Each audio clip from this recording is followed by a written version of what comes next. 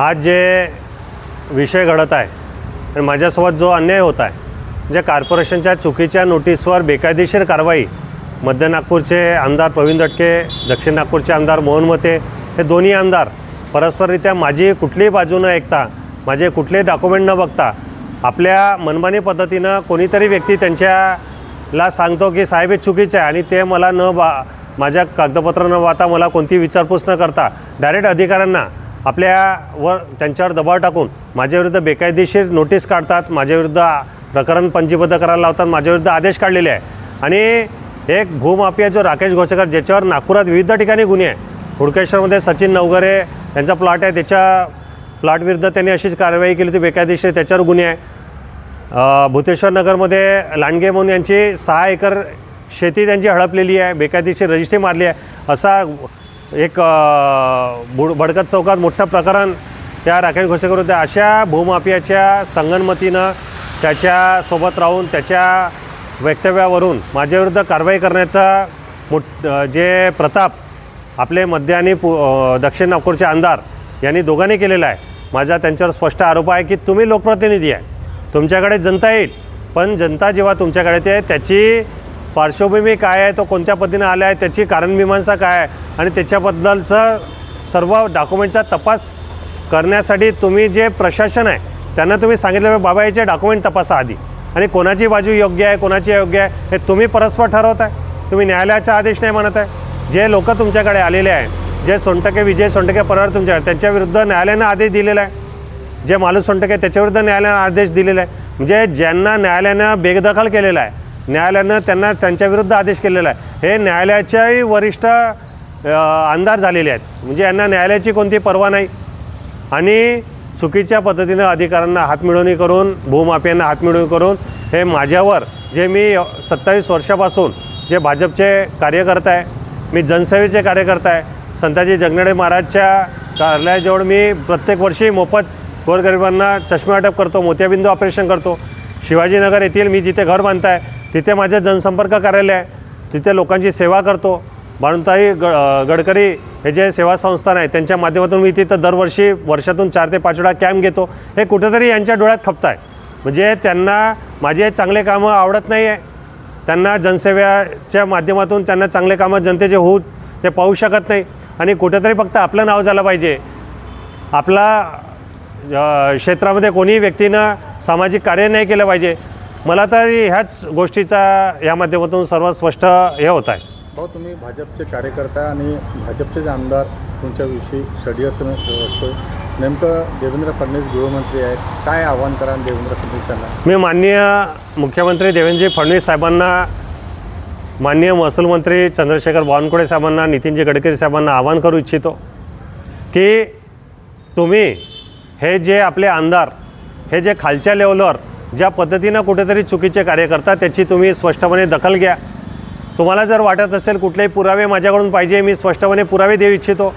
तुम्ही अधिकाऱ्यांना याविषयी गंभीरतेने बैठक बोलून विचारा की ह्या प्रकरणात नेमकं काय आहे, हा प्लॉट कुणाचा आहे, काय आहे, यांना पत्र रामबागचं दिलं आणि यांना चुकीच्या पद्धतीनं महालच्या प्लॉटवर यांचा नोटीस चिपकवला, त्या गोष्टीची कुठेही तमाम परवानगी, ते नोटीसचं बदलवलं नाहीच, उलट त्या नोटीसच्या विरुद्ध त्यांनी आदेश पण काढलेला।